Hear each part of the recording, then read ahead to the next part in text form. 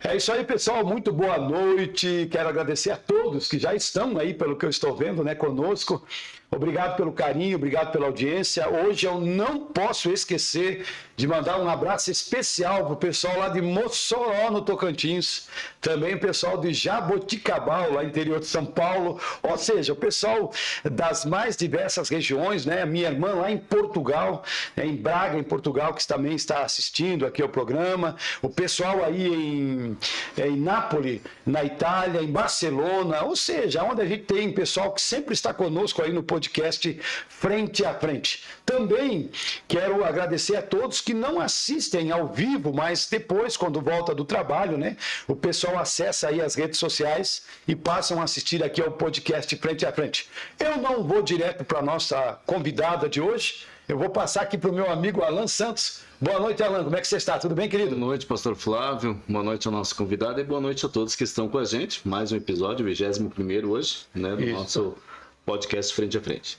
É isso aí. Nós estamos tendo o prazer de receber aqui uma pessoa especial, muito especial, e vocês vão saber por quê, principalmente pela área que ela atua aqui na cidade de Videira. Estamos recebendo aqui, eu vou chamar carinhosamente de Jaze, né? Porque é assim que ela é conhecida. Jaze, boa noite, Jaze, boa noite. Seja bem-vinda aqui ao podcast Frente a Frente. Boa noite, pastor Flávio. Boa noite a todos que estão nos acompanhando, né? E estamos aí. Legal. Alan, um tema bastante assim abrangente, nós até falamos hoje na rádio sobre ele, né? Então nós temos algumas perguntas, né? Primeira pergunta que eu quero fazer aqui para a Jaze, abrindo aqui o programa: qual é o papel do assistente social dentro de um centro, de uma clínica de reabilitação? Bom, o assistente social, na essência da sua profissão, ele é aquela pessoa que ele luta pela garantia de direitos, né? Então, através das políticas públicas, nós tentamos oferecer aos nossos pacientes, ao nosso público, as oportunidades que eles têm, né, de adquirir os seus direitos, tanto na área social, quanto na área da saúde, educação, a parte jurídica, e tudo é um trabalho de orientação, de informação, de encaminhamento também. Que bacana. Ou seja, é um trabalho que vai além daquilo que nós imaginamos, né, gente? Muito além. Dentro de um centro de reabilitação, o nosso trabalho, ele também tem o foco na pessoa que está fazendo tratamento. Nós fazemos o estudo social, nós fazemos a avaliação da condição social familiar dele, para fazer os encaminhamentos necessários, né? E, além disso, nós fazemos o atendimento familiar também. Avaliação da condição familiar, condição socioeconômica, a condição social que está essa família, principalmente quando se trata de dependência química na família. Porque a dependência química, ela não afeta só a pessoa que está usando droga, né? Sim. Ela afeta as pessoas que estão convivendo próximas e também as pessoas que estão distantes. Essas pessoas também são afetadas de alguma forma. Então, o nosso trabalho, no meu caso ali como assistente social, também responsável pelo programa terapêutico de acolhimento, é fazer esse raio-x de toda a situação de saúde social que a pessoa nos apresenta ali já na entrada do tratamento. Legal. Alan? Agora, você falou sobre esse trabalho, né? Mas eu estou vendo aqui que você é pós-graduado em dependência química, né? Como que despertou isso? De que forma que a Jaziela falou assim: não, eu sou assistente social, vou trabalhar nesse ramo, mas eu quero me especializar nisto. Do porquê, Jaziela? Sim, Alan. Na verdade, o motivo é porque eu estou na instituição há 10 anos. 10 anos? Isso, Oxi. desde 2013, de fevereiro de 2013. Então, eu graduei em janeiro de 2013. Olha. Então, eu me considero uma assistente social formada de profissão dentro da comunidade terapêutica. Olha só. E eu aqui... das assistentes sociais aqui do município, né, que tem essa experiência, esse período de atuação na área de dependência química, né, a princípio sou eu aqui em Videira, né, Olha então só. eu pensei uma forma também de validar isso tudo, né, porque também não adianta eu só dizer que trabalho numa comunidade, mas eu preciso também ter competência para isso, validar esse período, né.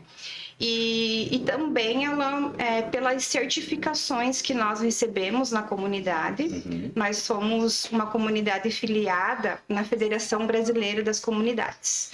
E anualmente nós recebemos as supervisões. E em uma dessas supervisões, ele sugeriu, né, que a técnica responsável pelo programa terapêutico teria que ter especialização. Eu teria que, por isso que eu fui atrás. Agora, quando você fala da entidade para as pessoas que estão nos vendo e nos ouvindo, você fala da comunidade terapêutica São Francisco de Videira, né? Isso. E você falou que está lá, bem dizer, desde o início, né? Sim. Eu gostaria que você falasse também um pouquinho para o pessoal o que é a comunidade terapêutica São Francisco, como que ela atua e fizesse um balanço também desses 10 anos aí que ela está trabalhando e à disposição da comunidade, não só de Videira, a gente sabe, mas também de toda a região também, né? Bom, a comunidade terapêutica ela é fruto do sonho de 3 dependentes químicos que estavam em recuperação. Olha que legal. Então, eu não vou abrir aqui, né, o anonimato deles. Sim. Mas eles foram os fundadores, os 3 juntos, né? A história é que eles saíram de uma reunião, começaram a conversar sobre criar um lugar aqui em Videira para as pessoas que precisavam de tratamento. Que legal. Porque na época só tinha lá em Ibicaré, e já era longe para as pessoas irem até lá. E geralmente família de dependente químico está numa condição difícil, depende de carro tudo é custoso, tudo, é difícil, depende né? Da prefeitura, não que a prefeitura não ajude. Sim, mas é difícil, tudo é difícil, tudo né? mais difícil. Então eles começaram a sonhar com essa ideia e eles se uniram, né? Juntaram forças daqui da comunidade em geral de Videira. E eles começaram, através de rifas, de promoções, a arrecadar para construir o centro. Olha só. Então, até a pessoa que seria, né, para estar falando sobre isso era o nosso supervisor lá, que é o Francisco, né? Então, com esse projeto começou em 2002, no ano 2002. Ele demorou 10 anos para sair do papel. Olha só. Desde a ideia até ele começar a se concretizar, 10 anos. Eles desacreditaram por muitas vezes, eles desanimaram. Falta de apoio no começo, isso. Provavelmente, né? Demorou muito para erguer a estrutura. À noite ia dependentes químicos lá na estrutura e quebravam os vidros, quebravam a janela, pedrejavam. Tinha uma história. Recomeçar assim. tudo de novo. Então, E aí eles foram erguendo a estrutura, foram conseguindo apoiadores. E no ano de ali em 2010, por ali, estavam com a estrutura pronta já, né? Mas não tinham como fazer o negócio girar. Né? Aí eles conseguiram mais um sócio que conseguiu trazer um capital necessário ali para o giro. Então, eles iniciaram a fundação foi em 2010. A abertura das portas foi em 2011. 15 de março de 2011 foi a inauguração. Nessa época eu não trabalhava lá ainda, né? Eu ouvia falar, né? Que eu estava fazendo a minha faculdade, eu ouvia falar. E a partir disso, daí quando eles abriram a comunidade, eles tinham 17 funcionários e se eu não me engano, 10 ou 12 acolhidos, né? Não pagaria não dava nem para arrancada. Mas enfim, eles foram conseguindo ajuda, né? Tanto da família deles, das pessoas, de voluntários, de empresários ali que foram ajudando. E a comunidade começou, então, depois disso, eles se organizaram financeiramente, organizaram a equipe e a comunidade foi começando a engatinhar, foi começando a caminhar. Eu cheguei em 2013, né? Então, em 2013 a gente já começou. Eu não entendia nada de dependência química, uma recém-graduada, né? E eles começaram a me ensinar sobre isso, sobre o programa dos passos, né? O Francisco, as pessoas que tinham o Pedro Couto, que era o psicólogo coordenador geral, né? Do programa. Então, eles foram me ensinando e sempre que eu viajava com eles, eles iam me passando o conhecimento deles e eu fui criando muito gosto pela área, né? E eu comecei a estudar bastante, me dediquei a entender de que forma que acontecia aquele tratamento com os 12 passos, né? Não só com os 12 passos, porque a comunidade é uma instituição considerada de saúde, então nós temos que ter avaliação médica, o tratamento farmacológico, Acompanhamento, a psicologia, o assistente social, a enfermagem, é todo um conjunto, né? Mas eu me dediquei nessa parte terapêutica junto com o serviço social. Então, a partir disso, nós começamos a conseguir as certificações. Nós recebemos os conselhos, né, tanto do nível municipal quanto estadual, federal também. Começamos a conseguir convênios com o governo federal, com o estadual. Nossa. Fizemos cursos, capacitações e eu fui junto com eles e eu nunca senti vontade de sair. Eu sempre senti vontade de aprender mais. E aquele desejo pessoal, assim, de sempre fazer pela comunidade. Não tenho ninguém na minha família que teve esse problema, né, com dependência química, mas foi assim, eu descobri realmente algo que me fazia bem e que me despertou, né, esse desejo de crescer nessa área. Então a comunidade foi caminhando, foi crescendo, e depois dos convênios instalados e recebendo um recurso fixo, aí foi mais tranquilo para estabelecer, para, né, dar uma estabelecida. Isso. Mas que legal, então você está falando que a comunidade começou com você e você começou com a comunidade, ou seja, a comunidade foi aprendendo com você e você foi aprendendo com a comunidade. Quando eu entrei, ela já tinha 2 anos, né? Uns 2, 3 anos já. Mas eu aprendi com a comunidade. Que legal. Tudo que eu sei hoje, o pouco que eu aprendi sobre esse universo que é a dependência química ela é muito complexa. Ela é muito difícil de tratar. É a doença mais difícil, na minha opinião. É uma doença que não tem cura, né? É uma doença que não tem cura, eu já vou explicar para vocês por quê. Sim. E então, quando eu comecei a entender isso, eu fiquei fascinada. E de você conseguir trazer informação para as pessoas. Sim. Mas eu assim, engatinhei bastante também, eu me sentia muito amadora há muito tempo, né? Eu também pela minha formação não ser psicologia. Os psicólogos, eles têm bastante base para tratar essa doença. Sim. Mas na minha área eu fui me desenvolvendo. Então, durante esses 10 anos, foi um período de desenvolvimento, de estruturação da comunidade terapêutica, né? Junto com a equipe, muitas dificuldades, muitos desafios, mas hoje eu posso dizer para vocês que a São Francisco é uma referência aí na nossa região. Pois é, aí que eu queria chegar, pastor, antes da gente entrar mais a fundo na questão da dependência em si. Só para o pessoal ainda, quem não conhece, o trabalho extraordinário que é da comunidade terapêutica, você falou que lá no começo eles começaram lá que tinha 10 acolhidos, tinha 17. Como é que está hoje? Como é que é o quadro? Quantas pessoas trabalham e quantos acolhidos hoje consta lá na comunidade? Mudou bastante ela. Imagina. Então, no início, eles conseguiram abrir para 48 vagas. Nossa. A estrutura comportava 48 pessoas. A partir de 2016, 2017, nós conseguimos um financiamento federal e ampliamos para 60 vagas. Olha. Então, a gente conseguiu 12 vagas a mais. Então, financiadas pelo governo federal. Então, hoje nós temos a capacidade de acolher 60 dependentes químicos. E quantos tem hoje? Hoje, na comunidade, 52. Tá quase... 52. Todas as vagas públicas estão lotadas. Né? Essas vagas que nós temos abertas, elas são vagas particulares. Porque a gente não conseguiu ainda financiamento, né?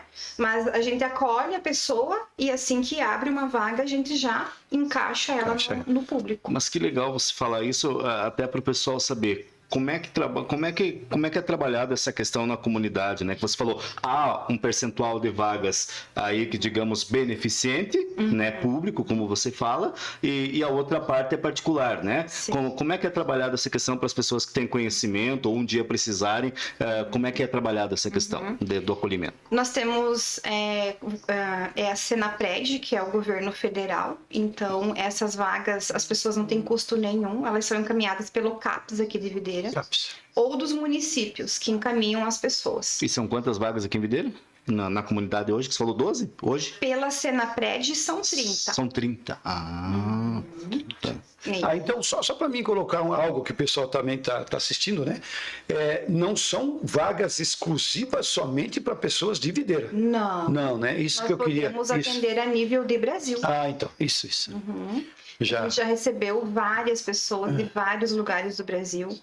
E é claro que a gente não vai desprezar, mas a gente prioriza Sim. pela execução do programa. Porque precisa atender família, precisa mais fácil de você ter o contato familiar e tudo. Mas a gente não deixa de acolher se vier encaminhado.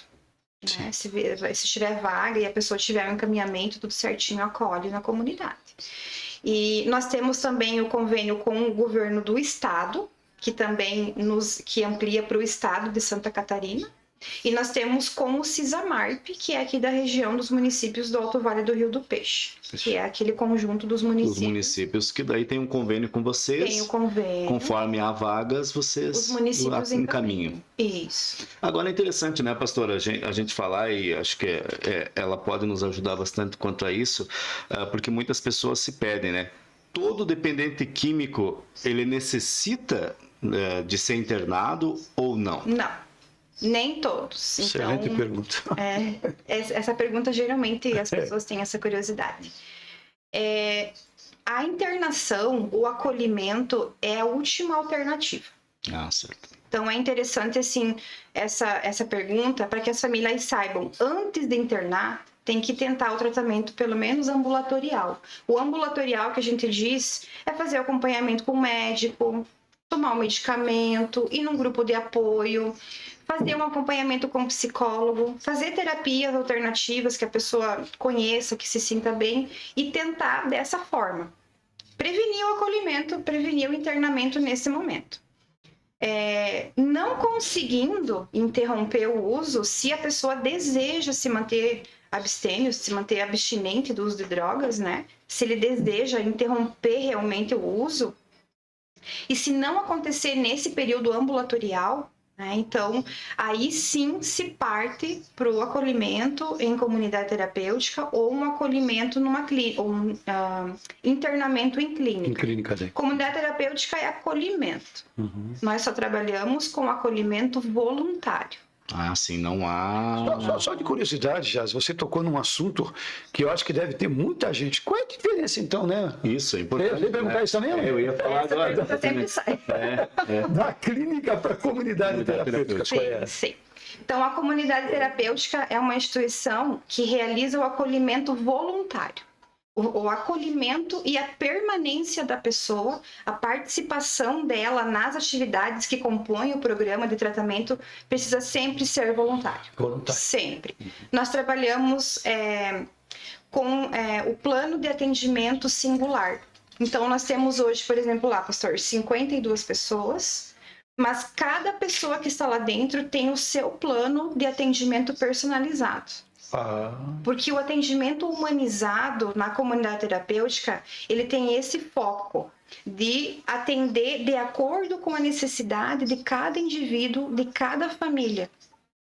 Então, nós realizamos o plano com 20, 30 dias de acolhimento e a gente já traça todas as metas, tudo que precisa ser encaminhado dentro daquele plano, daquele acolhido, daquela pessoa. E ali engloba todas as ações necessárias para o plano dele.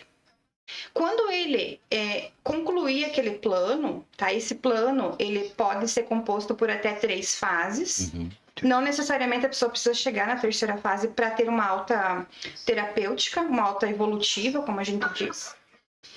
Então, quando ele cumprir as metas dele dentro desse plano de atendimento singular, ele conclui o tratamento dele.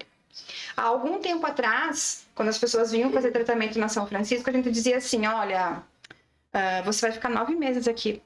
Seu tratamento vai ter uma duração de 9 meses. 9 meses. Às vezes chegava ali com 4, 5 meses, a pessoa já estava tranquila, já estava bem, já estava encaminhado, tratou a compulsão, a família já estava entendendo, já estava restabelecido os vínculos, já tinha trabalho e a pessoa não podia voltar para casa, senão ele não ia ter uma alta terapêutica. E às vezes as pessoas não queriam pedir a alta, né? Sim. Então, hoje não existe mais isso. É de acordo com o tempo de cada um, é de acordo com a evolução de cada um.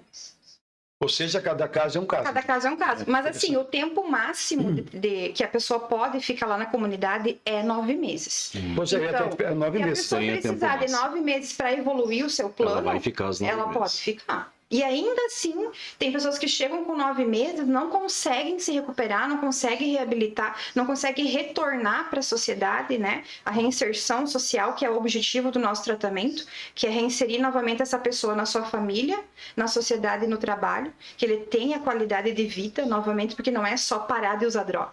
A pessoa tem que parar de usar droga e viver bem, né? Então, cada pessoa tem o seu tempo. E na clínica é diferente, o viés dele é mais medicamentoso, ele tem acompanhamento médico 24 horas, né? Na comunidade nós não temos médico, mas cada acolhido tem o seu médico de referência que está acompanhando, né? A Rosália está perguntando, no meio de tudo isso aí, qual é a média que tem assim, para recuperação?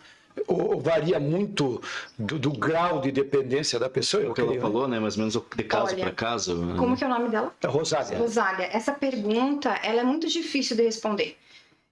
Eu posso dizer que existe um índice mundial de recuperação e dependência química, tá? Mas não da São Francisco. E o índice, ele é muito baixo ainda, tá? Então, assim, o índice de recuperação, eu digo para vocês que 80% das pessoas que estão na comunidade hoje, eles vão recair novamente, né? Se eles não concluírem o tratamento, se eles não se antenarem a tudo que precisa para entrar em recuperação. Que interessante isso aí. Porque fazer o tratamento, concluir o tratamento, não significa que a pessoa está em recuperação. Então, é por isso que a gente não consegue fazer essa média. Mas eu posso dizer para vocês sobre uma média de permanência no tratamento. A nossa média de permanência é muito boa. As pessoas que vão para a comunidade e não desistem do tratamento antes dos 90 dias. Essa é a média que a gente procura manter sempre alta, que a maioria dos nossos acolhidos, se for para desistir, que seja depois dos 90 dias. Mas se ele desistir, em qualquer momento do tratamento, ele tem uma probabilidade maior de recair e retornar ao uso de drogas. Agora tem uma questão, você falou e até eu fiquei meio pensativo nessa questão que você falou da comunidade e da clínica, né? Mas que até nós falamos ali que nem todo dependente químico necessita de uma internação. Mas quem que vai dar esse veredito, digamos assim, de dizer que ele necessita ou de uma comunidade ou de uma clínica? É o médico, como você falou da referência dele, é a família ou é ele mesmo? Quem é? Sim, existe uma lei que foi sancionada no ano de 2019. Até as pessoas que têm interesse nessa informação, é a Lei 13.840 de 2019, é o que nos orienta enquanto comunidade e que também orienta as clínicas, né, a forma de internação. Então, assim, a internação existe duas modalidades: a compulsória, que é expedida por juiz. Então, é judicial. As pessoas, geralmente, a família, quando não consegue, já fez tudo, não está conseguindo mais, e está percebendo que vai perder o seu familiar, ele está colocando em risco a vida dele, a vida de outras pessoas, junto à documentação lá, vai vir daí o laudo médico, o laudo da equipe que está acompanhando ele, e vai encaminhar ele de forma compulsória. Então, o juiz vai determinar a internação dele. Tá? A outra forma de internação em clínica é a involuntária, tá? Não é por juiz, né? Pelo caminho judicial, mas a família pode solicitar, né, ao médico que faça um encaminhamento involuntário para alguma clínica. Então, também a pessoa... Esse dura no máximo 90 dias. 90 dias. Então... essas duas modalidades de internamento em clínica, que são regulamentadas pela Lei 13.840. E nessa lei fala do nosso modelo, da comunidade terapêutica acolhedora, né? Que só pode ser quando a pessoa realmente chega lá e diz assim, eu quero. Ele precisa estar consciente, ele não pode estar sob efeito de substâncias. E nas internações é diferente, né? Pode ser feito resgate, pode ser feito de outra forma. E lá na clínica tem as os métodos médicos, né, de conter a pessoa, de manter ele lá, né, tem as contenções químicas que a gente diz, que é a medicação, que ajuda a pessoa a permanecer lá no tratamento. Na comunidade terapêutica, nós não utilizamos nenhum método de barreira para a pessoa desistir do tratamento. Eu até ia te perguntar isso, não tem. Não. A hora que a pessoa pede a alta, nós não podemos impedir ele de sair. Mesmo que não tenha terminado esse planejamento que vocês fazem. Mesmo que a família peça. Não, vocês têm que segurar ele. Nós não podemos. É a vontade dele. É a vontade dele. Interessante isso. Isso. Então, assim, claro que a gente vai tentar, né? Claro, a gente vai conversar. Mas a gente não pode em nenhum momento constranger essa pessoa, que ele se sinta mal por estar querendo desistir. Mas mesmo que essa pessoa ela entre por uma ação judicial, é isso, né? Na comunidade não. Só nas clínicas, né? É só voluntário. Só voluntário. Que coisa interessante. Nós não podemos receber involuntários e compulsórios. Não podemos. E tem casos, por exemplo, de pessoas que começam, param e depois voltam novamente? Muitos. E eu acredito que quando a pessoa volta, ela está num processo de construir a recuperação dela. Sim. Porque a recuperação em dependência química, ela não é um episódio que acontece, às vezes, no primeiro tratamento. A pessoa, muitos deles me dizem assim, eu voltei para a comunidade, eu desisti, eu recaí, eu voltei porque eu aprendi muita coisa aqui. E eu acredito que eu vou conseguir através desse método. Sim. Então, mesmo que ele tenha desistido, Alan, ele não perde o que ele aprendeu lá dentro, o que ele viveu lá dentro, né? Sim. Então, claro, se a pessoa ficar pouco tempo, uma semana, um mês, não vai mudar muito, né? Mas acima de 90 dias já tem ganhos. Interessante. Eu quero aproveitar, aqui está na câmera 1 agora, eu quero aproveitar o seguinte, você que está assistindo ao podcast Frente a Frente, você pode fazer a sua pergunta, envie aí pelo Facebook, nós estamos aqui monitorando as redes sociais, né, e a Jaz está aqui hoje, né, justamente para a gente esclarecer todas as dúvidas. Jaz, querida, eu queria te fazer uma pergunta, como que você consegue lidar com essa pressão dentro da clínica? Porque eu acho que não deve ser algo muito fácil, né? Ou é? A pressão do ambiente? Do ambiente. Que não deve para uma mulher, né? Porque eu vejo assim que para nós homens, né? Sou assim, poxa, vamos barrar isso aqui tudo. Mas para você como mulher não deve ser fácil, né? Olha, Pastor Flávio, a comunidade para mim é um lugar maravilhoso. Olha só. A energia lá de dentro, claro, assim, existem pessoas que estão sofrendo lá dentro, existe essa parte difícil, nós precisamos estar todos os dias conectados com a proposta, com a nossa missão, eu digo. Então, para que eu consiga suportar, que eu consiga encarar esse desafio junto com a equipe, porque eu não faço nada sozinha, né? Nós precisamos estar inteiros lá dentro. Então, sempre quando eu chego na porta da comunidade, eu deixo o meu problema lá fora, né? Eu deixo a minha dificuldade lá fora e eu entro como profissional, né? Então, para nós conseguirmos lidar com as situações e ajudar o dependente químico, primeiro nós precisamos cuidar de nós. Então, nós não podemos ser uma equipe codependente, nós não podemos ter uma ligação com o acolhido que não seja terapêutica. Nós não podemos estabelecer vínculos afetivos que não sejam terapêuticos. Nós temos que ter muito bem desenhado, muito bem esclarecido qual é o nosso papel lá dentro. Então, o nosso trabalho, como responsável técnica lá também, é sempre estar trazendo essa reflexão para a equipe. Porque senão a gente vai adoecer mentalmente. O técnico de comunidade, de clínica, que trabalha com dependentes químicos, ele precisa sempre cuidar da sua saúde, da sua... E sempre estar procurando refletir sobre o seu papel ali na comunidade. Então, às vezes as pessoas olham para mim e dizem, nossa, Jaz, você trabalha lá, como que você... Gente, lá dentro não tem, não existe, não é um ambiente agressivo, não é um ambiente hostil, não é. Os acolhidos, eles se organizam como uma família lá dentro. Sim. eles cooperam. Claro, tem dias que tem as situações, tem uma discussãozinha aqui, tem um pedindo alta ali, nós temos que estar lidando com todas Ocorre muito pedido de alta, Jéssica? Ocorre. Bastante.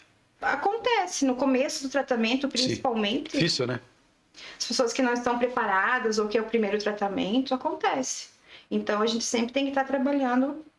Às vezes a pessoa não pede alta, mas nós temos que dar alta para ela, porque tem critérios para ele poder ficar lá dentro também, né? Então, tem pessoas também que às vezes têm as fugas também, né? Esse ano nós tivemos 2 já. É a minoria, graças a Deus, né? Olha mas só. às vezes acontece, né? Os casos mais graves de dependência química, né?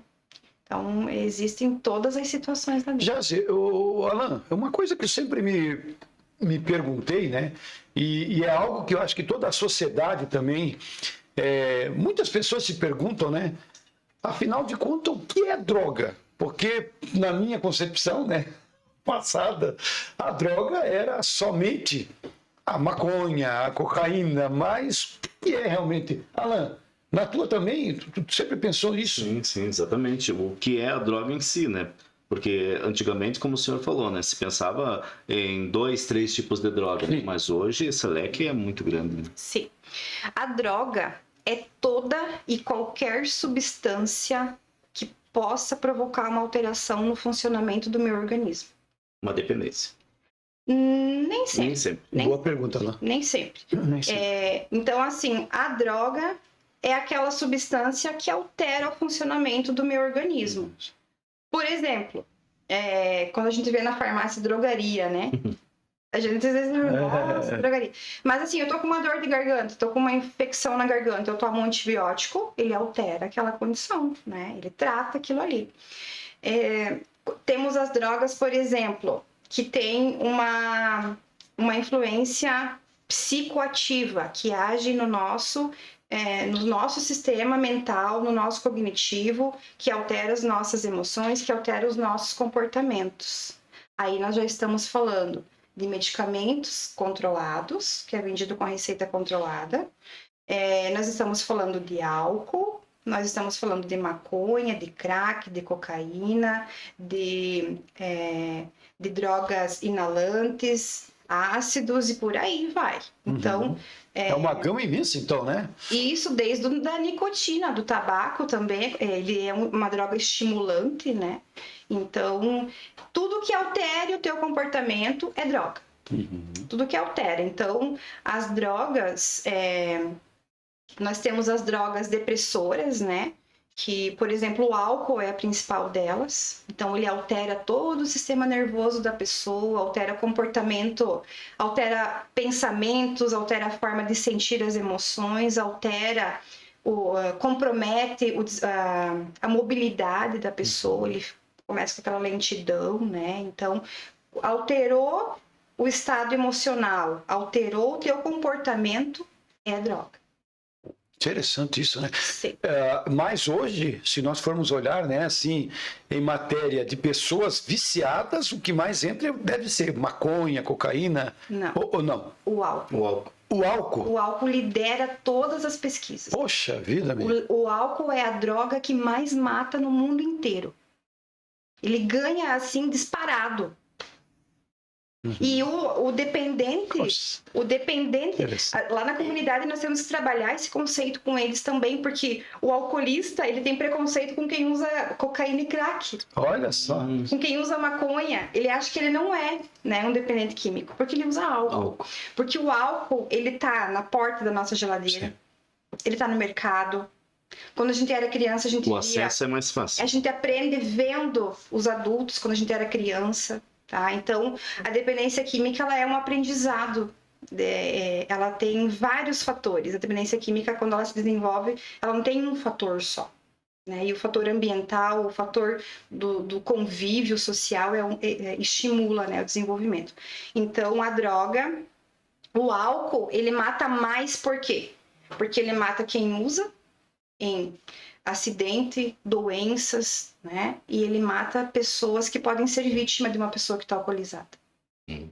Interessante, hein, Alan? Brigas, acidentes. Então, acidentes de trânsito no Brasil se você pegar as pesquisas, se você pegar os números, é alcoolismo.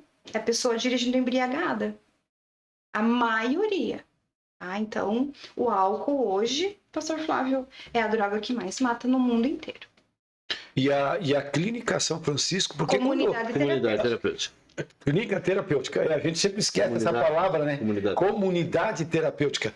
Ela está preparada, então, para trabalhar dentro de todas as substâncias. Todas as substâncias. Porque o nosso tratamento, ele está estruturado no método de comunidade terapêutica. Tá. É isso. Então, a comunidade terapêutica é o tratamento. Ela não é um lugar que a pessoa vai para fazer para se tratar, tomando o remédio que o médico deu. Eu vou lá ficar um tempo lá. Não. A comunidade é o tratamento. O medicamento, o acompanhamento psicológico, eles são, eles integram o método de tratamento, que é a comunidade. E a questão, né, Alan, do uso, alguém me comentou, eu não sei aonde, que é algo evolutivo, né? Por exemplo... Progressiva. Progressiva. Eu coloquei evolutiva como humanidade, né? Mas é progressiva. Da doença? Eu achei que era da doença que o senhor estava falando. Não, eu estou dizendo assim, porque já me chegou isso ao meu ouvido. Olha, eu comecei com álcool. Não me satisfez, eu passei para maconha. Evoluindo para nessa outras drogas. Sim. É isso. É isso. Interessante, né? É isso. Existe essa evolução nas substâncias mesmo, senhor, tá certo? Uma coisa vai puxando a outra. Então, assim, sim, justamente. A dependência química, ela é uma doença de ordem psiquiátrica, ela é um transtorno psiquiátrico, tá? E ela tem algumas fases que acontecem até a pessoa chegar no estágio final, que é a dependência química. Quando chega na dependência química, não tem mais volta, não tem mais cura, tá? Então, a primeira, eu vou citar as 3 principais fases para a gente entender. Então, eu tenho o uso recreativo, o uso que a gente começa lá quando a gente é adolescente, já uma festinha, experimentação. Uma vez final de semana, uma coisa. Vou beber um pouquinho para criar coragem, para me divertir, para dançar, para chegar na gatinha. E aí eu começo, né? É assim mesmo, né? E eu começo, ou por exemplo, a nossa cultura, ela é muito enraizada, o uso do álcool aqui na nossa região, pelo menos, né? E eu sempre falo nas minhas palestras que a família tem um papel fundamental na formação de um dependente químico dentro da casa.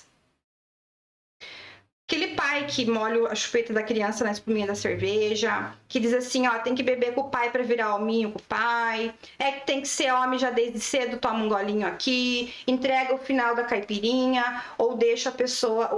Com criança já, isso acontece.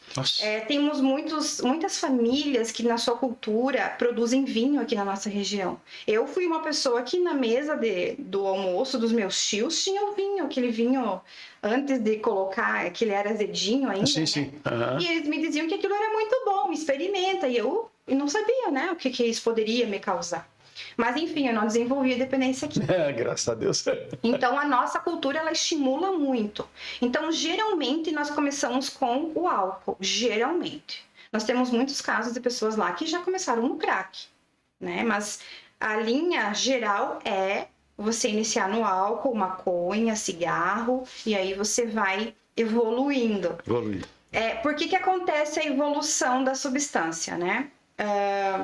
Eu começo a me divertir, experimentar, eu bebo álcool, mas aquilo já não... Vai chegar um período que você não vai mais se divertir. Vocês nunca ouviram aquelas pessoas que dizem assim, eu posso beber a noite inteira na minha conta? Já. Pô, muitas pessoas. Ele tá com o pé na dependência química já. Então, assim, da fase da experimentação, que é um final de semana que eu sei que as minhas amigas, outro não, um mês eu bebi, outro mês não, fiquei meio ano sem beber. Se eu continuar estimulando isso... eu posso, não significa que sim, porque não é para todas as pessoas. Eu gosto de falar também que a dependência química é uma roleta russa. Sabe o que é roleta russa, né? Coloca a bala e... É uma brincadeira né? Que você ela pode te levar à morte. Então, só que ninguém sabe quem que vai ser afetado, ninguém sabe quem que vai levar A pior, bala. né? A bala. Ninguém sabe. Então, e não existe no mundo um exame ou, sei lá, uma avaliação que te diga o senhor vai desenvolver dependência química e eu não. Não. O Alana vai desenvolver e a dona Maristela vai. Não existe. Então, todo mundo tem a mesma condição de desenvolver. Então, eu começo a usar álcool e eu, por um longo tempo, eu começo a fazer um uso nocivo, que a gente diz, eu começo a aumentar as doses, eu bebo uma noite inteira, aí eu já bebo um dia sim, um dia não, aí eu já começo a beber todo final de semana, aí eu já começo a precisar de doses maiores. Esse período de precisar de doses maiores, nós chamamos de desenvolvimento da tolerância, que é quando eu me sinto forte com a substância e que nada me acontece, que eu posso beber muito e que não me acontece nada. Uhum. Eu gosto de chamar atenção porque esse é um período, um momento decisivo. As pessoas que têm a informação sobre isso, que de repente estão nessa fase, que estão me ouvindo, se você parar agora, você não vai evoluir para a terceira fase. Terceira fase. Então, assim, o alcoolista, ele progride no álcool, ele vai aumentar a dose, se ele bebia cerveja, ele vai para um destilado, ele vai parar, vai acabar na pinga pura. Né? Até chegar um dia que uma tampinha assim para ele já derruba ele.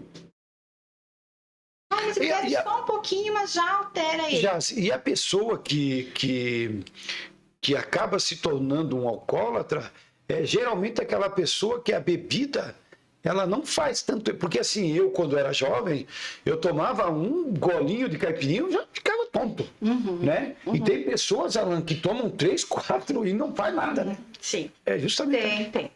Então, essas pessoas, elas sempre vão estar em busca de obter aquela sensação. Justamente. Que é aquela sensação de bem-estar que a droga me provoca. Porque o álcool, no começo, ele te desinibe, ele te deixa, assim, ele te traz uma autoconfiança, eu fico falando, eu me sinto super bem, eu adoro ficar assim. Mas o álcool, ele vai te tornando dependente daquilo ali. Você começa a organizar a tua vida em função daquilo. As pessoas que têm uma disposição maior para desenvolver dependência química, elas não conseguem se dar conta disso. Olha só. E aí as pessoas começam a migrar para a fase do desenvolvimento da tolerância, aí nós chamamos do uso nocivo. O uso nocivo é quando eu uso uma quantidade que já me faz mal. Então, o uso nocivo, independe da quantidade. Às vezes, um meio copo desse, para mim, já é nocivo para mim. Talvez para vocês precisem de 10 garrafas. Sim. Então, o uso nocivo depende de cada pessoa. E aí, nessa fase, é uma fase bem característica que acontece assim. As pessoas começam a falar para a pessoa que está... olha, será que você não está bebendo demais? Você não está se passando? Você não está... né? Bateu o carro... Brigou com a namorada, começa as brigas em casa, estão casos separando, não consegue mais trabalhar direito, tá faltando trabalho. E as pessoas começam a sinalizar para eles. Sim. Daí, eventualmente, baixa uma polícia lá, acontece algumas coisas que já tá saindo, a família não tá mais conseguindo esconder, né? E aí, a pessoa, nessa fase, então, ou a pessoa abusa, ela desenvolve um uso muito pesado de álcool, ou ele vai migrar para outra droga. É nesse momento que acontece. Mas é interessante, é um assunto assim que... Ele começa a misturar, sabe? Justamente. Porque ele está em busca daquele efeito que ele conseguia no começo. Entende? As pessoas que usam maconha, por exemplo. Não vai muito tempo, assim, que quem está em busca daquela sensação que a maconha provocava no começo, quando o organismo dela ainda não estava adaptado, ele vai fazer um uso ele vai se intoxicar, né, com a substância. E aí, as pessoas sentem assim, não, estava me fazendo mal já. Por isso que eu passei para cocaína. Entende? Geralmente é esse relato que a gente tem. E aí as pessoas vão migrando. Nós temos casos assim bem claros lá na comunidade terapêutica de pessoas que começaram com cigarro, com álcool, com maconha, cocaína e chegaram no crack. Nossa. Mas já é o usuário cruzado que a gente diz. Tem algumas pessoas aqui falando sobre coisas que eu nem eu estou por fora, né? Porque, lógico, não é a nossa área, né? Se me perguntar de um versículo bíblico aqui, eu respondo. mais fácil. E às vezes ainda não tão rápido, né? Mas o pessoal está falando aqui sobre a tal da bala, doce, êxtase. Bala? O que é? Soft? Aquelas que nós tínhamos no passado? Não? Que bom se fosse, né, professor Flávio? O que é isso, afinal de contas? Né? Então, são substâncias que também provocam alterações comportamentais, distorções de realidade, alucinações, né? Uhum. E que também tem potencial para causar dependência. Isso, a bala chupa a bala igual. Na verdade, eu nunca usei, tá, pastor? Mas não. Eu tenho essa curiosidade para saber esse negócio, porque é uma bala. É uma bala? É bala? Não, isso na verdade é tipo um comprimido, né? Uma coisa que eles... É uma coisinha mínima, um pequenininha, papelzinho, né? uma coisinha assim, muito... Né? E rola muito em festinhas, né? Nas festas de rave, festas assim, que a pessoa... Não só de rave, mas... Várias. Várias festas, né? É um- E o êxtase também é um... Sim, é um estimulante, né? Estimulante. Isso. O Marcos aqui do Farroupilha está perguntando o seguinte. Interessante essa pergunta dele aqui, né? Marcos da Farroupilha. Há um resultado melhor na clínica do que na comunidade terapêutica? Depende. Pergunta, né? É muito boa essa pergunta, por sinal. Quer um cafezinho também, Estácio? Não. Não, obrigada. Não? Beleza. Que senão depois eu não dou. Então, assim, O café também não é uma droga? o café, não vou dizer que é uma droga, mas ele causa. Tem pessoas que ficam dependentes dele, né? Beleza. Você viu só porque eu tô tomando café, eu fiz Tem isso que ele alguns tá falando. estudos que estão saindo Sim. já sobre chocolate, sobre gordura, né? Que eu já vi E também. a cafeína entra ali nessa categoria de potencial para causar a dependência, né? Então, por exemplo, o que a gente pode pensar como dependência? Até o chimarrão nós podemos pensar. Depende muito da relação que você estabelece. Vamos pegar o exemplo do chimarrão. Se eu toda manhã sou acostumada a acordar e fazer meu chimarrão e tá tudo certo, né? Tudo em paz com todo mundo, tô indo trabalhar, tudo bem com meu marido. Mas a partir do dia que eu não puder fazer o meu chimarrão por algum outro motivo e aquilo me causar desconforto e alterar o meu humor, alterar a qualidade de vida do meu dia ou a qualidade das minhas relações, se eu brigar com meu marido, se eu culpar alguém por isso, aí eu já tô tendo... Aí eu tenho que prestar atenção, né? E é algo difícil de lidar, né, Jássio? Difícil, dependência. Eu vejo por mim com o chocolate. Sim. Cara, eu não consigo parar com o chocolate. Porque Eu não o consigo. chocolate é uma bomba, né? Ele causa um efeito imediato de liberação de dopamina, de serotonina, Olha aí. que a gente se sente bem, ele traz a recompensa, Olha só. que é a sensação de bem-estar, né? Então, tem que prestar atenção, pastor. Fica ligado aí, né? Olha, não comece a me assustar aqui. Que amanhã eu já tô lá na clínica São Paulo. Mas eu quero voltar Já falou do Na nosso comunidade café, do terapêutica. chocolate. Eu quero voltar na pergunta Do Mauro. Do Mauro. Aqui do Mauro? Farroupilha. Se a clínica... Marcos, acho que era, né? Marcos. Já vou aqui. Marcos. Então, Marcos, assim, ó, Marcos. eu vou te dizer que é diferente, porque na clínica o tratamento ele é medicamentoso, a abordagem, a base é medicamentosa e médica. Então, o que os médicos querem? Que você tenha um período de bem-estar mental, que você fique tranquilo, que estabilize a compulsão, que diminua a ansiedade. Ele vai tratar muito dos sintomas físicos da dependência física. E num período, assim, tem clínicas que seguram 30 dias, 20 dias. Dependendo do paciente, ele vai querendo ficar mais. Mas geralmente o dependente químico não fica muito tempo. Olha. E é por isso que não dá resultado da forma como a comunidade vem apresentando. Porque na comunidade, além de a pessoa fazer o tratamento, e outra coisa, na clínica às vezes a pessoa vai contra a vontade e ele não adere a nada. Ele fica lá porque a família quis que ele ficasse, porque senão o patrão dele ia dar conta pra ele, ou ele ia perder a namorada dele, ou alguma coisa ruim. Ele foi por alguma pressão. Então, se ele não faz o tratamento porque ele quer, porque ele aceita que ele tem um problema, não funciona. Nem na clínica, nem na comunidade terapêutica. Então, na comunidade... Às vezes eu me empolgo, tá? Então, eu vou aumentando o meu tom de voz. Sim. Na comunidade terapêutica, além do tratamento farmacológico, nós temos a abordagem da comunidade que é biopsico, sócio e espiritual. Meu Deus do céu. Na clínica não tem isso. Me desculpe os donos de clínicas, assim, eu não sou contra as clínicas. Eu acho que tem clínicas maravilhosas que cuidam com muita ética, com muito profissionalismo. Entrega, profissionalismo, né? Sim, eu conheço várias, tenho várias colegas que trabalham, inclusive. Mas a comunidade terapêutica, o acolhido é o protagonista do tratamento dele, não é o medicamento. É ele. É ele que vai tratar. Interessante isso aí. É ele que vai levantar. Então, nós temos... Aqui eu já vou começar a falar do nosso método, né? Nós temos um cronograma diário de atividades para reabilitação física, psicológica, mental, emocional, espiritual e social dessa pessoa lá dentro. Engloba tudo, então. Tudo. Que é interessante, hein? Tudo. O método, o nosso projeto terapêutico, ele está desenhado para atingir todas essas dimensões humanas que fazem parte do processo de adoecimento da pessoa. Então, não adianta a gente tratar só o corpo e tomar um medicamento. Se a pessoa sair de lá assim, quando passar o efeito do remédio, a doença vai estar ali.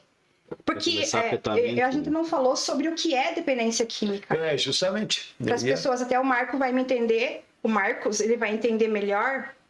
A dependência química, ela é um transtorno psiquiátrico que altera todo o funcionamento cognitivo da pessoa. O cognitivo é onde eu produzo os meus pensamentos e tenho as minhas tomadas de decisões. Olha só.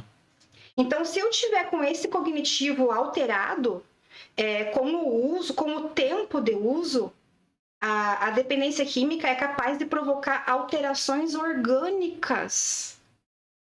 Ela altera o formato, ela altera a maneira de transmissão dos neurônios, ela modifica tudo.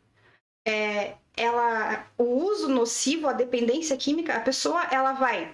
Antes ela tinha algumas prioridades, que era, por exemplo, para vocês entenderem como que acontece. Eu me sinto bem com a minha família, eu gosto de namorar, eu gosto de ir no cinema, eu gosto de fazer um esporte.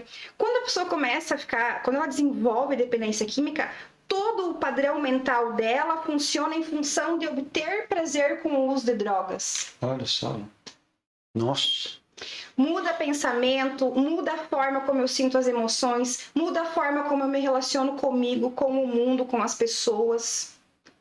Então, a minha parte espiritual muda. Coisas que eu já acreditava, hoje eu já não acredito mais. A droga é a minha razão. Né? Gira tudo em torno daquilo. Tudo. Né? Esquece o resto e foca naquilo ali. Isso, né? E a pessoa ela fica só patinando. Não existe pessoas que têm ganhos usando droga. Que coisa incrível isso, hein? E esse que é o problema, porque daí a pessoa ela tenta disfarçar, ela tenta fazer de conta que tá tudo bem.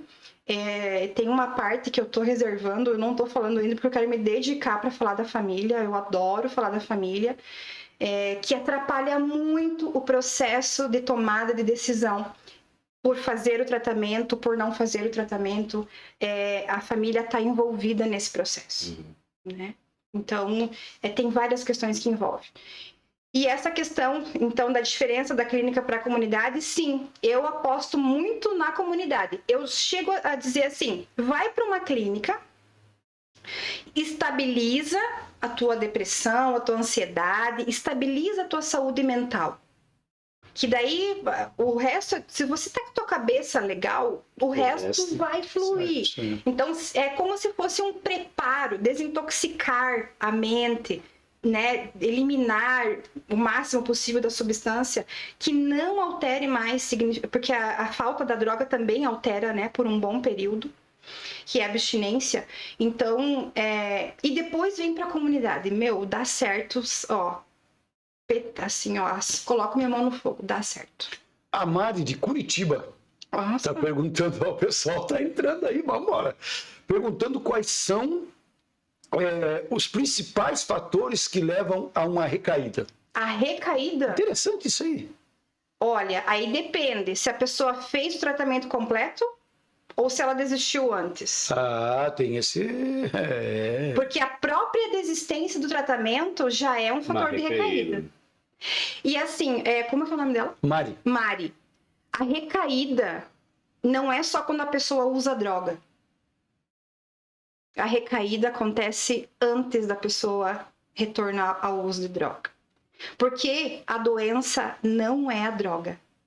A doença é todo o conjunto de comportamentos da pessoa que leva ela a precisar de droga. Nossa.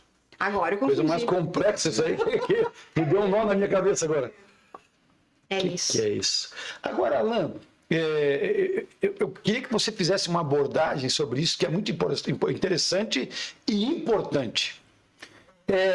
O fator da família, né? Isso é interessante, porque às vezes a família acha que está ajudando e na realidade está só atrapalhando. É importante falar de que forma ajuda, mas que forma pode estar atrapalhando, mais atrapalhando do que ajudando. Né? Sim. Então, um dos grandes entraves no sucesso do tratamento é a família. A família, se ela... Eu adoro, assim, é muito difícil, sabe, acontecer, mas eu adoro aquela família que está bem treinadinha, que está bem orientada sobre dependência química, sobre o comportamento do dependente químico, e ela deixa de ser escrava dessa situação. Porque a doença da família, eu falo doença, mas a codependência é um palavrão aí, as pessoas que estão, né, pesquisem aí codependência. É o transtorno que a família desenvolve devido ao uso nocivo, à dependência química do seu familiar. Olha só.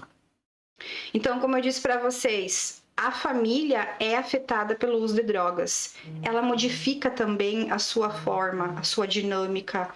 E geralmente, aonde tem um dependente químico, tem um ou dois codependentes. Que são aquelas pessoas que têm um vínculo afetivo com o dependente químico e que tentam a todo custo controlar a vida dele e acreditam que vão salvar ele. É assim, o meu trabalho, eu adoro fazer esse trabalho, eu atender as famílias e as famílias que participam desse atendimento e que elas começam a entender. E a família começa, aos poucos, a se desvencilhar disso. A pessoa que está em tratamento, ele começa a evoluir. Incrível, né? Ele começa a entender que ele precisa se tratar. Então, enquanto a família está codependente, achando que vai salvar ele, tem muita família que vai lá e pega o acolhido e leva para casa. Não, porque a mãe, ela acha que ela sabe tudo que o filho dela precisa. Porque é pai, porque essa questão da família realmente é um dos maiores fatores que levam a pessoa à recaída. Olha só, meu. O comportamento errado da família, o comportamento emocional da família. Porque o que o codependente quer?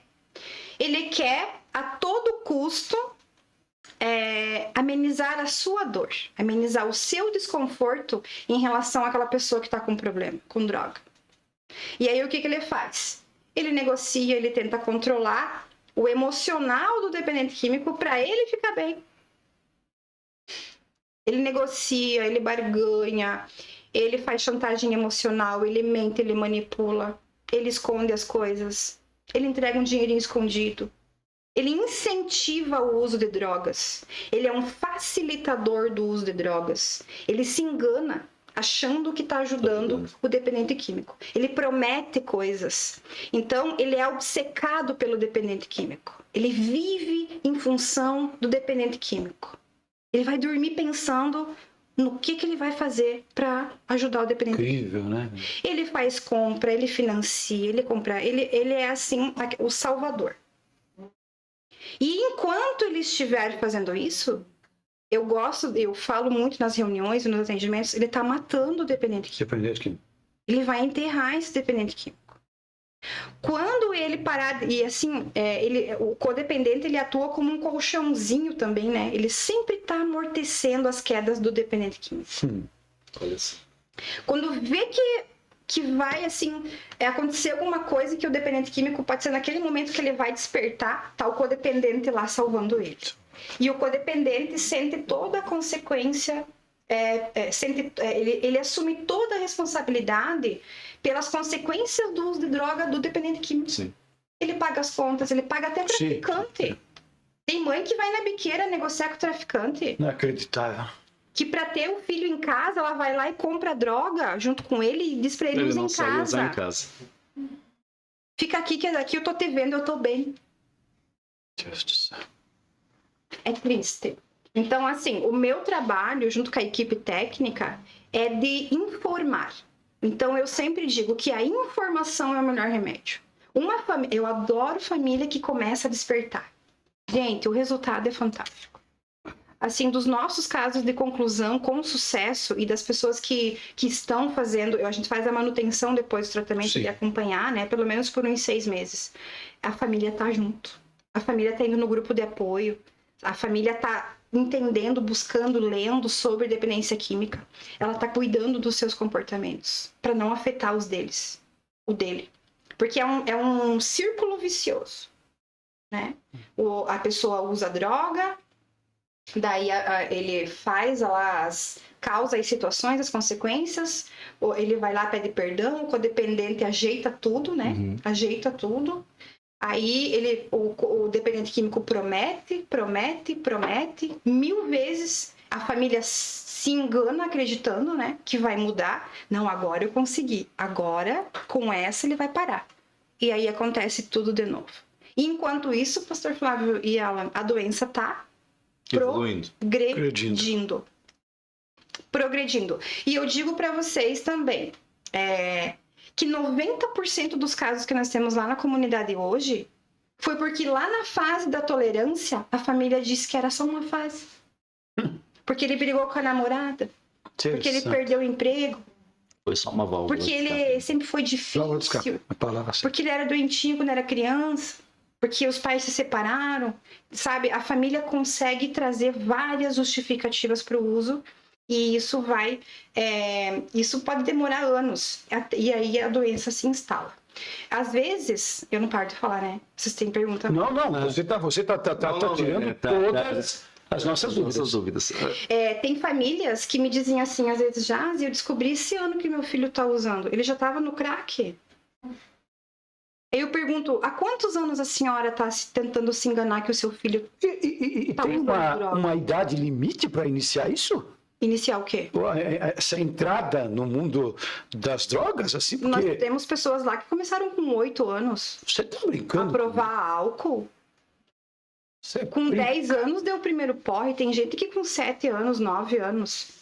Então, assim, se entrar... Agora eu tô falando de prevenção, né? Sim. Então, a minha especialização é da prevenção ao tratamento.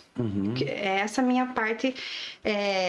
Então, assim, se entrar droga na idade infantil e adolescência, vai comprometer o desenvolvimento saudável do cérebro, de toda a parte do desenvolvimento do ser humano. E por que a adolescência é tão complicada, né?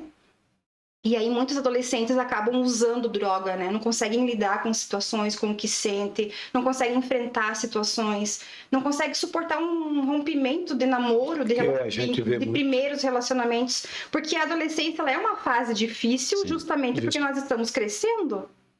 Né? E se entrar droga nesse momento, vai se tornar um adulto frustrado, que depende de droga, e a vida daí por diante nós já sabemos como que vai ser, né? Mas agora daí, já que nós falamos toda essa questão de família, qual seria, digamos assim, uma pré-orientação para a família que está passando por isso, está no começo, soube, descobriu, e a mãe olha para o pai olha para a mãe, não sabe o que fazer, e o que você diria, né, para essas famílias? Às vezes, o que acontece, as famílias dizem assim para mim, eu só tô aqui porque eu não sei mais o que fazer, sabe? Então, se você tá nesse momento, busque ajuda profissional. Se você no teu município tiver, eu vou falar o nome dos grupos, se tiver um grupo de amor exigente, se tiver um CAPS que tenha um grupo de autoajuda que faça orientação sobre dependência química e codependência, se no teu município tiver Al-Anon, tá? Que é o grupo das famílias dos alcoólicos, Al-Anon. Se tiver Nar-Anon, que é o grupo das famílias dos narcóticos, cocaína, crack e outras substâncias, busque esse grupo. Ou, se não tiver nada disso, vai num equipamento de saúde ou de assistência e conversa com uma assistente social, conversa com uma psicóloga, conversa com um médico e busque orientação especializada. A família só vai sair dessa com muita ajuda. Ela precisa de ajuda de orientação. Eu vou trazer a pastora Maristela aqui agora, que ela está ali querendo fazer algumas perguntas também, e ela vai tomar aqui meu lugar por um minuto. Mas antes aqui, eu queria só fazer mais uma pergunta. Aliás, você não faz ideia, o meu WhatsApp aqui está verde. Verde. Tá aqui, parece uma plantação aqui também. O Aldir, tá? Ele que é de Porto Alegre, tá? Até um amigo meu, você viu o quartel comigo, ele está perguntando o seguinte: qual é o trabalho da psicologia dentro desse tratamento do dependente químico? Sim. Então, na comunidade terapêutica, o psicólogo, ele faz todo o acompanhamento da evolução do acolhido.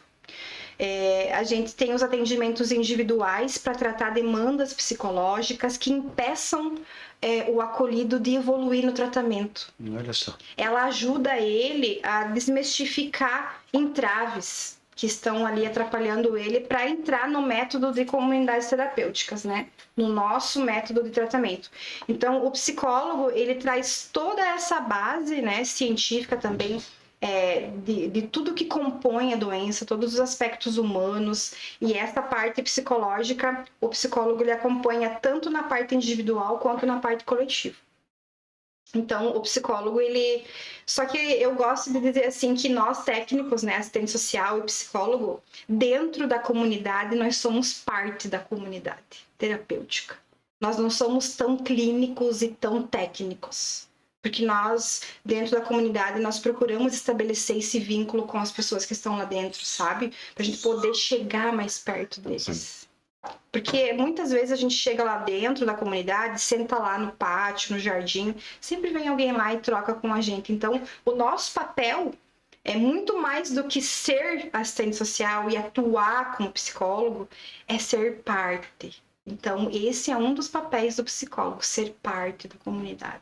Né, membro, mas ele traz todo esse suporte, né, do entendimento das emoções, das relações, o que me atrapalha, né, e ele faz a psicoeducação, ele conceitua, ele explica, ele é educativo lá dentro, né, mas a gente sempre estimula que a pessoa não fique no individual com o psicólogo, porque quem trata na comunidade terapêutica é o método, é a própria comunidade. Conjunto. E o psicólogo, o assistente social, o programa dos 12 passos, o medicamento, o médico, eles são todos acessórios para contribuir com esse método de tratamento. Não sei se eu respondi a pergunta dele, né? Mas...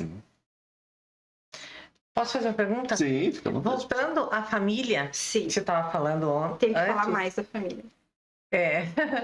Então, porque nós trabalhamos bastante com família, né? E geralmente a maior parte das famílias, né, ou é traição ou são drogas, né? Já ouvi muito assim falar de... Aí eu uso eventualmente a cocaína. Uhum. De vez em quando, só quando eu tô assim com um problema para resolver, alguma coisa. Existe isso? Existe. Fuga de realidade, né?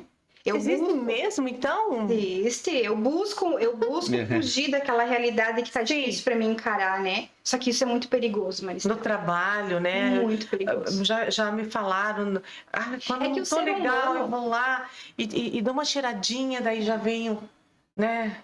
Então, o ser humano, na sua essência, desde os primórdios, já fazia uso de algum tipo de substância, né? Em rituais, para amenizar a dor. Nós, quando estamos com dor de cabeça, o que a gente já pensa? Vou tomar um remédio para aliviar, para passar essa dor. E a substância, ela pode ter esse papel na vida da pessoa.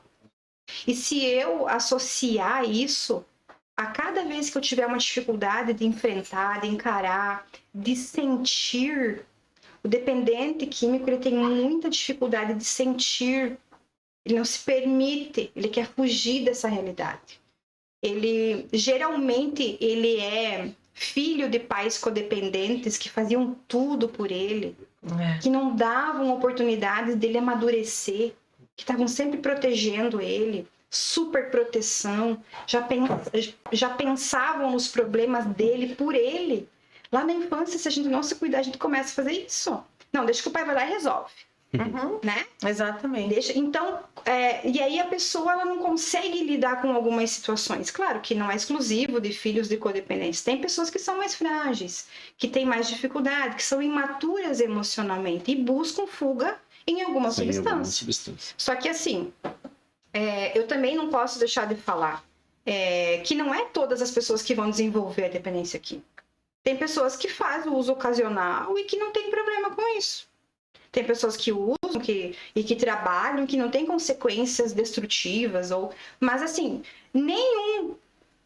nenhuma quantidade de droga é segura de se usar. Sim. Você sempre vai ter um prejuízo. Principalmente cocaína, crack.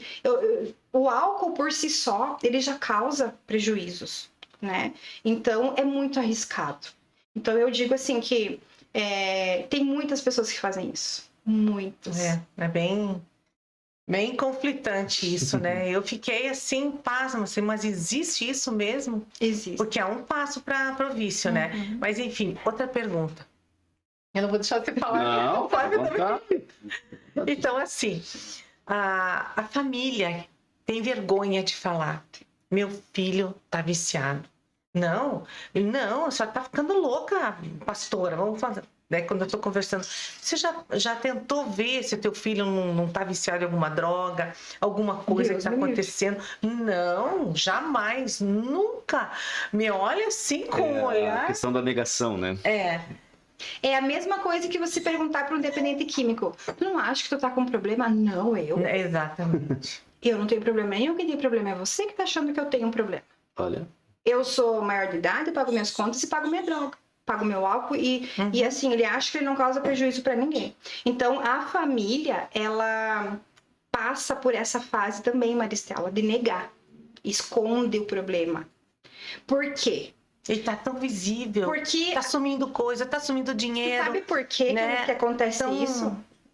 Porque a dependência química, ela tem há muitos anos, não muitos anos atrás, a dependência química ela era tratada como um problema moral da pessoa.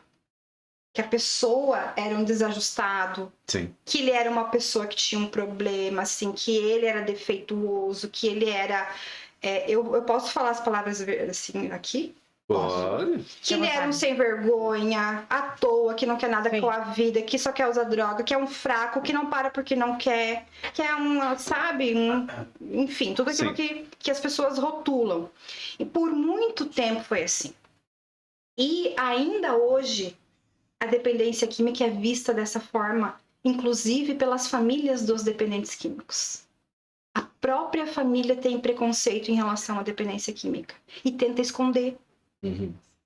Ela tem vergonha, né? Os pais têm vergonha, às vezes são pais super, né? Então, cidade pequena, tem vários fatores. Então, enquanto a família não entender que o uso nocivo e que a dependência química é uma doença e que tem tratamento, ela vai tentar tratar daquela forma, da forma moral. Tem famílias que tratam de uma forma muito agressiva o dependente químico. Que chuta, que trata como se ele fosse um lixo. Porque ele tá usando droga e não consegue parar sozinho. Porque ele é fraco. E tem o oposto, né? Tem aquela família que acolhe, que protege. Então, enquanto a família estiver nesse 880, enquanto ela não buscar ajuda profissional para restabelecer o equilíbrio da sua relação com o dependente químico, vai ser bem difícil. Mas eu digo assim que o principal problema nesse caso é quando a família não sabe, ela não está informada, ela não está orientada sobre o que é dependência química. E ela acaba agindo de acordo com o que ela tem de informação, com o que ela aprendeu, né? E ela vai errar sem intenção. Exatamente. E aí me chega lá na comunidade, mães e pais, cheio de sentimento de culpa. Foi minha culpa, porque... Eu errei. Coitadinho, porque... Entende? Aí a gente tem que fazer toda a orientação. Chega a esse ponto, né? Porque se todos nós estivéssemos buscando informações, quantas coisas seriam evitadas, né? Muitas. Olha o que está acontecendo. Eu também não sabia. Questão que o Flávio falou sobre bala, essas coisas. Eu não sabia que existia. Eu recebi um testemunho de uma menina que ela estava conversando comigo, que ela estava numa festinha de aniversário na casa de uma amiga, casa de família, entende? E estavam todos nós jovens e aquela menina ofereceu uma balinha para ela. Ah, mas não vai acontecer nada. Não vai acontecer nada, a gente está aqui junto com você. E ela resolveu aceitar. Nossa, a menina quase foi internada, quase ficou louca. Sabe qual que é o problema Ela dos saiu ácidos? fora desse... Nossa, Desses foi tão- ácidos alucinógenos, cola de sapateiro, thinner, essas coisas tem um problema. Ele de imediato ele pode não causar dependência, as pessoas se enganam, mas ele causa uma sequela física. O nosso cérebro ele tem uma membrana que protege ele, né? E esse ácido ele é tão potente ali que ele é capaz Ultrapassa. Olha só. de danifica. Então claro que isso é uma coisa assim, eu teria que explicar melhor, eu sim. não quero que as pessoas Não, sim. tirem conclusões, mas assim, ele causa um dano irreversível. Tem pessoas que entram em alucinação e não voltam mais. Nossa. É isso que ela me falou. Ela achou que ela não ia voltar mais. Ela ficou 2, 3 É dias gravíssimo, fora. gravíssimo. E isso foi uma só. Imagina só. Você imagina. Senhor, assuma meu lugar. Senhor Flávio Benck. Vamos voltar? É legal que é ao vivo. Ao vivo aqui é assim, ó. Eu queria agora, Alan, fazer o seguinte. Vamos dar uma Vamos virada virar nessa a página. Quem é a Jaziele? A Jaziela é filha de Deus, né? Sou mãe do Matheus, que tem 18 anos, e mãe da Emanuele, que tem 10 meses. Sou casada com o Rodrigo há 8 anos. Eu gosto de falar, meu marido me permite, ele é fruto do tratamento da São Francisco. Olha que bacana, que bacana. Ele está limpo há 8 anos, né? 8 anos? Sim. Ele chegou a usar crack também. Ele é uma pessoa que hoje, assim, eu não posso dizer que ele está curado porque dependência química não tem cura, né? Sim. Mas ele é uma pessoa que tem uma vida normal como todos nós, né? É Olha. pai, trabalha, assume responsabilidades, enfrenta problemas emocionais, lida com situações complicadas. Então, eu convivo com ele, eu aprendo muito com ele. Então, eu também sou esposa de adicto, né? Faz parte da minha apresentação.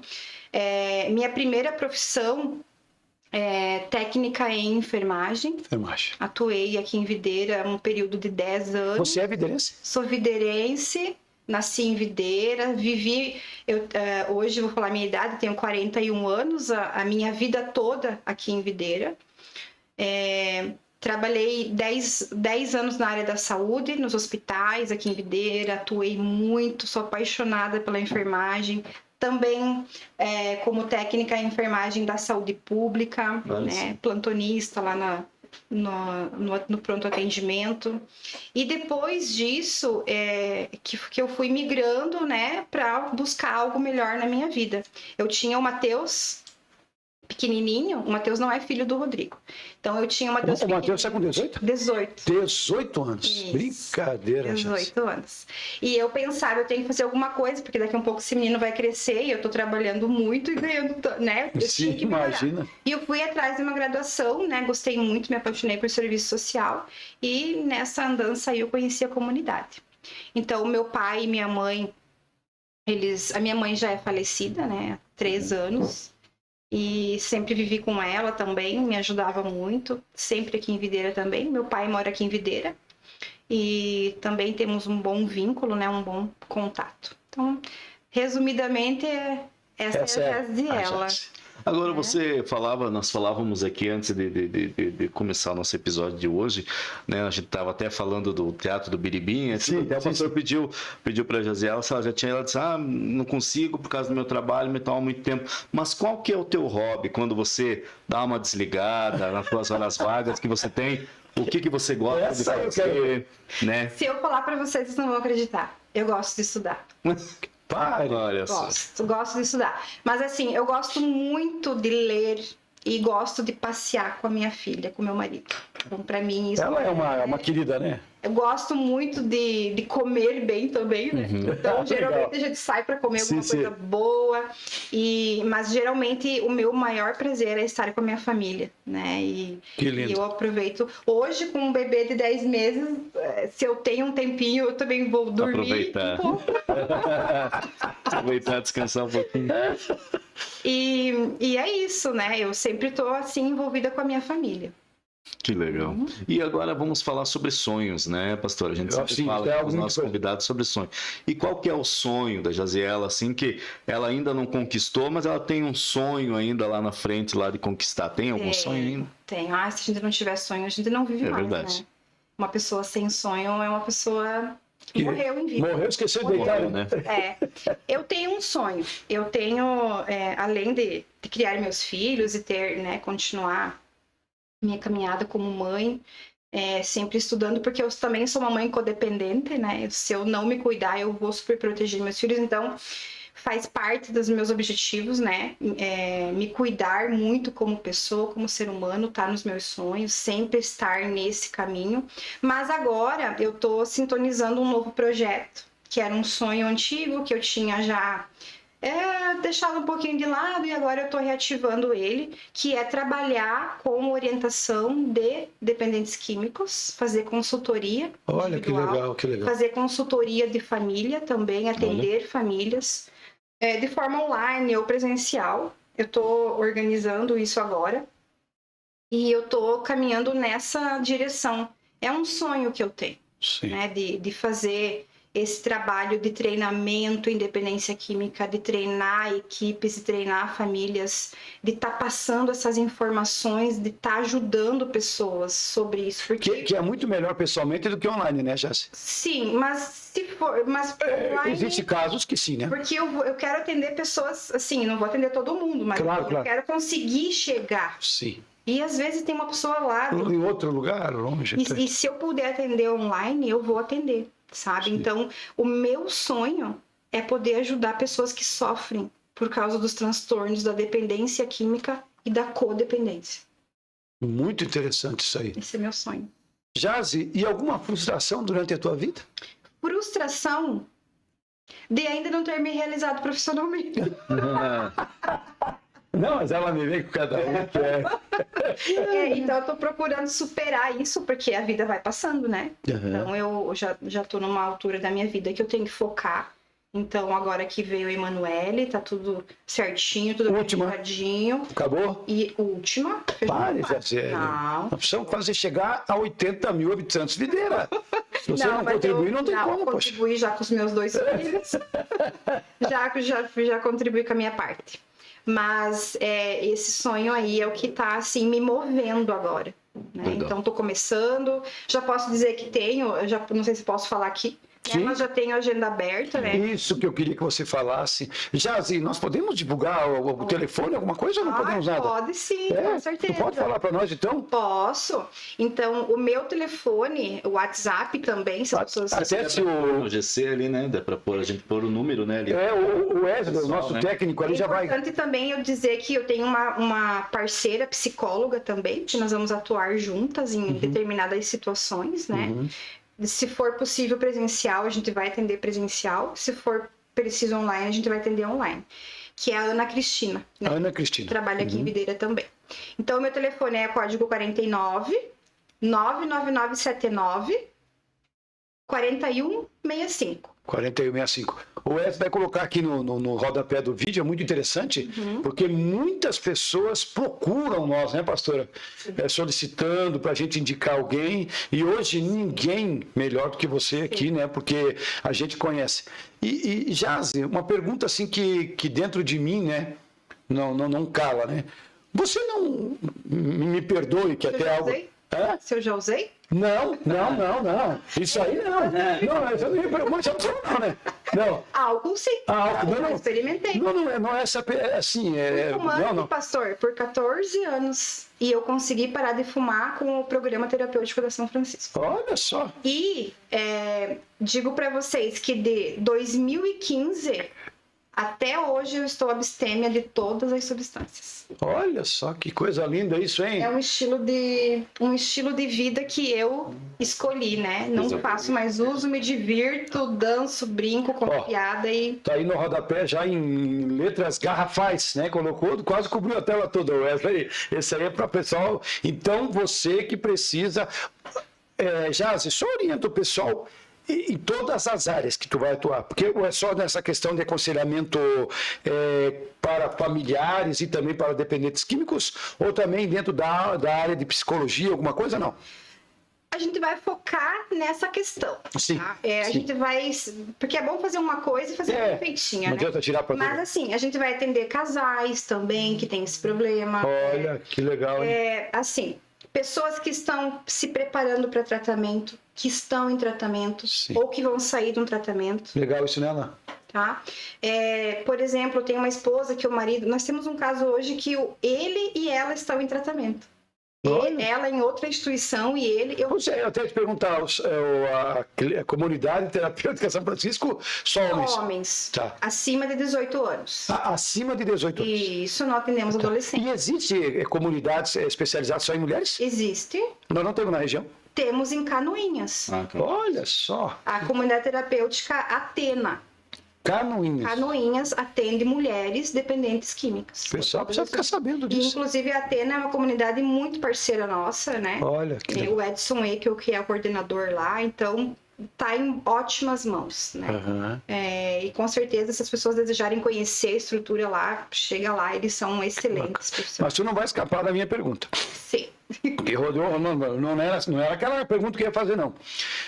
Durante todo esse tempo que você trabalha com o pessoal com dependência química, tirando o teu esposo, houve algum outro vínculo assim, familiar, afetivo? Porque às vezes você acaba nela... Desenvolvendo, né?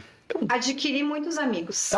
Isso, eu queria... Olha só. Amigos, assim, inclusive de pessoas que vão na minha casa. Olha que legal. Famílias, assim, que as pessoas, elas percebem, assim, o resultado positivo como um milagre na vida deles, né? Olha. Eles acabam desenvolvendo esse carinho por nós. E eu não desprezo isso, porque isso é o melhor pagamento que a gente pode ter, né? Mas eu adquiri muitos amigos lá dentro, né? Assim como eu também adquiri pessoas que não quero conversar mais com ela, não gostei dela. A família codependente, geralmente, ou adicto que não aceita a orientação, ele geralmente ele negativa, né? É um mecanismo de defesa tanto da família que está na negação quanto do dependente químico. Então a gente entende também. E assim, essa parte emocional que o senhor falou, eu nunca estabeleci vínculo codependente. Sim. De proteger, de aliviar, de passar, ou de não fazer o trabalho como tem que ser feito, porque é uma pessoa... Não, isso não. Então, olha só. Eu tenho que tratar as pessoas lá dentro da maneira que elas precisam. Uhum. Então, o maior respeito que eu posso oferecer para um adicto, para um dependente químico, é o tratamento que ele merece. Olha só. Né? Eu não posso, eu tenho que tratar ele com respeito, mas eu tenho que tratar dele com a verdade. Com a verdade. Sempre a verdade, honestidade, princípios de recuperação. Né? E a tua carga de horário, né, de trabalho, ela é todo dia ou é semana? Todo dia. Eu, na comunidade terapêutica, eu faço 30 horas e... para completar minha carga horária ali, eu desenvolvo um trabalho para o Francisco de captação de recursos e projetos sociais. Olha só que legal. Né? Também ele pediu para que eu me desenvolvesse nessa parte também. Então, e as pessoas que quiserem colaborar com a comunidade, elas podem, né? Sim. Seja na questão de doação de alimentos. Geralmente a gente pede alimentos. Alimentos. Isso é interessante. Geralmente, porque é a maior despesa que a gente tem. Que né? tem alimentos. A gente até tem alguns projetos que estão financiando alimentação. Nós temos empresas parceiras, né? Sim. Mas nós temos alguns projetos já engatilhados, mas quando as pessoas de livre vontade desejam ajudar, a gente pede alimento. Que legal. E só para... A minha vontade é ficar até amanhã, mas o Alan... Que hora que é agora? Agora... Em ponto. Olha, Passa que você nem vê. Jazz, eu não poderia terminar sem fazer essa pergunta para ti. E a questão espiritual da pessoa, né? Porque como pastor, é evidente, né, que eu sei que há uma força muito grande, né, dentro disso, né? O que tu me diz dessa questão espiritual, né? nós trabalhamos com os dois viés da espiritualidade na comunidade, né? Mas a gente sempre conceitua isso. Mas na comunidade nós não podemos erguer bandeiras religiosas. É isso que eu ia te Nós perguntar. não podemos. Então, na regulamentação das comunidades, nós temos essa orientação. Até porque existem muitas comunidades que não são referências, né? E que tratam a dependência. Eu não sou contra, não estou falando mal dessas instituições, mas a gente não pode tratar a dependência química só com oração. A gente não pode desprezar que é uma doença e que precisa de outras abordagens. Ah, sim, claro. Isso é um complemento, é né? um complemento. Mas a espiritualidade, na minha opinião, é um pilar na recuperação. Porque a dependência química causa um vazio. Quando retira a substância, o desenvolvimento, o resgate da fé num poder superior. Nós trabalhamos com o conceito de poder superior. Algo que está acima, né? Que está regendo tudo isso, que eu acredito. Então, o poder superior da maneira como eu acredito. Então, nós respeitamos, né, as pessoas lá dentro, que todas as crenças, enfim. Mas a espiritualidade, na minha opinião, quando a pessoa começa a resgatar a sua fé, que ela acredita novamente, que ela começa a cuidar da sua saúde espiritual, a coisa começa a funcionar. Certeza. Interessante Começa isso, a né? aliviar, começa a dar certo, a pessoa fica mais tranquila, ela não quer ficar tanto no controle, ela entrega para Deus, ela faz a parte dela, mas ela entrega os cuidados, né? A sua vida e a sua vontade aos cuidados de um poder superior. Então, esse conceito rege muita coisa dentro do programa de tratamento. Né? Então, e a espiritualidade não religiosa é isso também, assim, da maneira como eu me relaciono com o mundo, no que eu acredito, como que eu me relaciono com as pessoas, de que forma que eu tô me cuidando, eu tô cuidando de mim. Então, a espiritualidade não religiosa nesse sentido, né? Então, lá na comunidade, nós temos várias igrejas que vão lá levar a mensagem que a gente costuma orientar, levar a mensagem, não pode ter prática religiosa, Sim. mas a mensagem lá dentro, né? Justamente para que os acolhidos eles tenham contato com várias instituições e que de repente durante o tratamento ou depois ele siga algo que ele se identificou, né? E que ele pode de repente desenvolver uma religião. Tem muita gente que por causa da igreja, por causa da fé, ele tá limpo. E isso vale também, sabe? Então... Teve um senhor aqui, se eu não me engano, acho que é Hélio, que também é aqui do Paraná, de Pato Branco. Ele fez uma pergunta bem interessante, sabe, Alan? A gente quer terminar o podcast, mas as coisas não vão acontecendo, né? E a reinserção desse pessoal, de novo, na sociedade. Isso aí é algo difícil, né? Esse é o objetivo do tratamento. Então, conseguir que a pessoa pare de usar droga e consiga viver bem, que ele tenha... A comunidade ela é muito audaciosa, assim, ela é muito... Porque além de parar de usar droga, a comunidade quer que a pessoa tenha qualidade de vida. Mas pelo fato, Jazz, eu vou te fazer uma colocação minha agora, mas isso aqui é algo que, sei lá, pelo fato de uma pessoa ficar, vamos supor, 9 meses, Alan, dentro da clínica para tratamento. Da comunidade terapêutica São Francisco. Quando ela volta para ser inserida novamente, e pelo fato dela ter ficado esses 9 meses, vamos supor lá, ela não sente aquele medo, cara, o que eu faço agora? Não me sinto meio alienado fora desse mundo.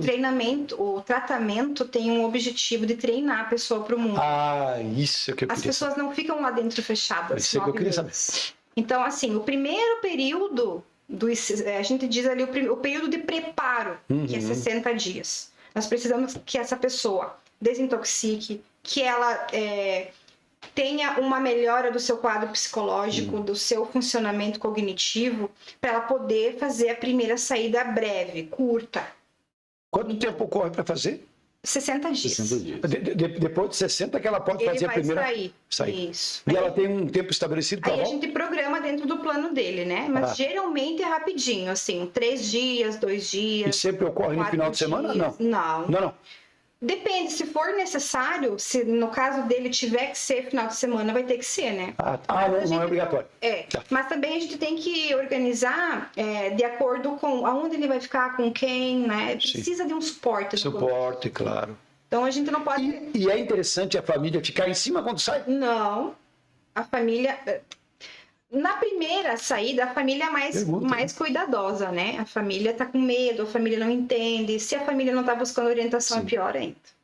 E se ele quiser usar droga, pastor Flávio... sim. Isso aí. Não importa se a família tá em cima ou se a família tá dormindo. No primeiro momento que não tiver, vai, né? A família tem um auto-engano de que se ela ficar em cima, ele não vai usar. A família pode conseguir 2, 3 dias impedir que ele use no controle ali, ficar de polícia ali, né? Monitorando Mas vai e tal. ter um momento que... Mas vai ter um momento que se ele quiser usar, ele vai usar droga. Ele não tem essa preocupação, né? Então, a família ficar em cima não resolve, tá? Mas o que a gente sempre diz? Para que o acolhido converse com a família, que ele restabeleça o diálogo, porque assim vai aumentando o vínculo, vai melhorando as relações, para que a família evite nas primeiras saídas dele festas regadas à bebida, porque tem família que bebe. Ele vai para casa e se depara com a família bebendo. Já me chegaram a me falar até que era bom que não como é que é aquela a cereja? Qual é uma frutinha que vai que se você estoura ela tem... que é cereja? Que quando você estoura, ela tem um gosto de álcool, né? Diz que até isso é bom a pessoa evitar, né? Eu já escutei. Tem gatilhos, né? De memória química. Gatilhos, essa memória palavra. Química. Então, mas se a pessoa estava acostumada a fazer uso com aquela determinada... Sim. Depende. Cada caso. Às vezes, para mim, é um gatilho, para outra pessoa não. Não é nada. Né? Não é nada. Mas existem os fatores de risco que são próprios da pessoa, e existem os fatores de risco do ambiente que ele está, que podem provocar reações nele. Então, os sentidos da pessoa, né? Eles estão todos ligados ali no cognitivo. Então, quando eu escuto, quando eu vejo, quando eu sinto o cheiro, quando eu experimento, né? Quando eu falo de droga, tudo isso pode estar te trazendo comportamentos que podem te levar ou não, né? Nem sempre você vai recair no uso, né? Mas você pode se colocar numa situação perigosa. E tem os 3, como é que é os 3? Cemitério, comunidade? Não tem lá os 3 que eu... Então, muito interessante. A gente diz assim, esse é um jargão. Jargão. Eu já, assim, não faz parte muito do meu vocabulário, assim, mas a gente diz assim que é instituição, prisão e caixão. É caixão. Esse aí eu gosto. Porque se a pessoa não, ou ele geralmente já passou pela prisão, já passou por instituição. Só falta e se continuar dessa forma. Né? Caixão. Então, assim, infelizmente, eu não gosto de falar, né? Mas isso é uma realidade muito cruel. Chazi, eu quero fazer um convite ao vivo para que não haja recusa. Teu esposo vem que podia uma hora vir aqui também, né? Ele vem. Pra gente. Como que é o nome? Rodrigo. Estamos na câmera 1? Rodrigo, está sendo convite nosso aqui para você vir falar aqui, dar um testemunho do que você passou, a dificuldade que você deve enfrentar, né? Creio que até hoje, porque se não tem cura. Eu quero aproveitar esse momento para agradecer imensamente. Tomara que eu não erre, porque eu estou até pegando aqui pelo celular. Jaziela Capelari. O que é Capelari? Italiano? Capellaria. Tu parla italiano? Não, Não. é do meu marido. Ah, é? Oh, Eu sou da Silva Lisboa. então, o Viola é o meu sobrenome, que é o mais falado do mundo, sabia não? Benck. Benck. Bem que eu queria casar, bem que eu queria um carro. Então, assim, então Meu Deus, é bem final mesmo, é bem que é o final do, né? É o eu final. quero aproveitar para agradecer assim, imensamente a Jaziela, parabenizar você pelo teu trabalho, que é fantástico, é algo assim que eu acho que não existe valor no mundo que possa pagar isso que você faz, né? Quero mais uma vez pedir para o Wesley, tá aí ainda, Wesley? Dá para colocar ainda? O contato da Jaziela, que é muito importante para você, pai, mãe e até mesmo você, dependente, né? Ter esse contato com ela, que é uma pessoa fantástica, mas quero dizer o seguinte: não espere que você vai ouvir o que te agrada. Você vai ouvir algo que vai contradizer, Vai né? te ajudar. Mas vai te ajudar. E também quero agradecer imensamente a participação do meu amigo Alan Santos, que sempre está comigo aqui no podcast Frente a Frente. Alan, querido, obrigado também pela tua participação. Obrigado, pastor, mais uma vez, né, mais um episódio. Parabenizar, como você falou, a Jaziela, porque não é qualquer pessoa que vai realizar um trabalho como esse, né? Parabenizar toda a direção, a equipe aí da Comunidade Terapêutica São Francisco, a gente que trabalha em jornalismo aqui em Videira, a gente acompanha há muitos e muitos anos e sabe o trabalho de excelência. É assim que a gente fala da Comunidade São Francisco. Quando a gente ouve falar da Comunidade Terapêutica São Francisco, é só coisa boa. Né? É uma referência aqui. É uma referência, né? Então, parabenizar, instigar que mais empresas, mais pessoas ajudem a comunidade, isso é de extrema importância, e parabenizar pelo seu trabalho e agradecer, através aqui do pastor Flávio, também da pastora Maristela, né, o convite aí, né, de pronto que acertou para estar com a gente, quem sabe em outras oportunidades, até lá na Rádio Popular, uma hora. Na Rádio Popular não vai escapar. Né, com os nossos ouvintes lá da Rádio Popular, mas obrigado mais uma vez, parabéns pelo trabalho e obrigado, pastor, e obrigado à pastora Maristela, que hoje me salvou com o cafezinho. Obrigado, pastor. Jazi, o microfone é todo teu, querido. Eu quero te agradecer imensamente por você ter vindo aqui. Eu acho que esse programa aí vai bater recorde de audiência. Imagina, se dependesse de mim, eu ficaria aqui.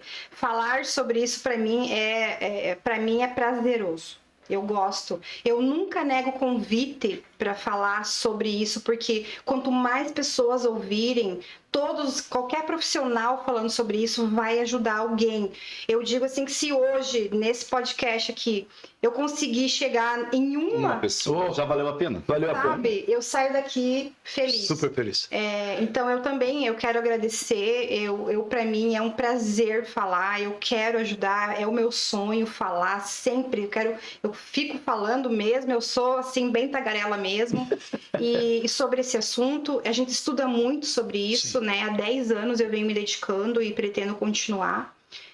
Eu quero agradecer muito a equipe técnica lá da Comunidade Terapêutica, porque nós juntos lá, nós somos uma equipe, assim, eu não fantástico. Eu ia dizer outra palavra, mas não pode aqui, mas nós somos uma equipe que trabalha muito, o dia todo. Faço ideia. Ralamos mesmo em busca de levar essa mensagem para os adictos que estão lá dentro, para as famílias que precisam de nós, em busca dessa tão sonhada recuperação. Porque quando a gente olha lá, 54 homens lá dentro, quando eu olho para eles, eu vejo as famílias num segundo plano, assim. Os filhos, as esposas, as mães, aquela avó, sabe? Todas aquelas pessoas que tentam ajudar de uma maneira e não estão conseguindo. Então eu digo assim, se você está nesse momento, não sei mais o que fazer, eu preciso fazer alguma coisa, pede ajuda profissional, tá? A primeira avaliação que a gente faz não tem custo. Olha que interessante. Eu não vou cobrar, a pessoa vai pedir, eu vou ver se eu posso ajudar. Sim. Né? Tem tudo isso. Então, a primeira avaliação é gratuita, tá? Eu vou passar algumas orientações e se for para nós, para mim e para Ana, né? Aí sim eu vou explicar como que funciona. Mas no primeiro momento é orientação. Legal. Tivemos aqui hoje, então, o prazer, a alegria, a satisfação, não tem palavras aqui, né? de receber esta mega, hiper power, top da galáxia aqui conosco, Jaziela Capelari, né? E, mais uma vez, quero também parabenizar aqui de pronto a Comunidade Terapêutica São Francisco pelo lindo trabalho, e quero dizer a você aí, principalmente reforçar o que o Alan falou, você empresário que puder também ajudar aí nessa causa, olha, é de suma importância. Quero agradecer a você que esteve conosco até agora aqui no podcast Frente a Frente. Lembrando que na semana que vem, na quarta-feira, teremos um novo podcast com mais uma personalidade aqui da cidade de Videira. Que Deus abençoe a todos e até o nosso próximo podcast Frente a Frente.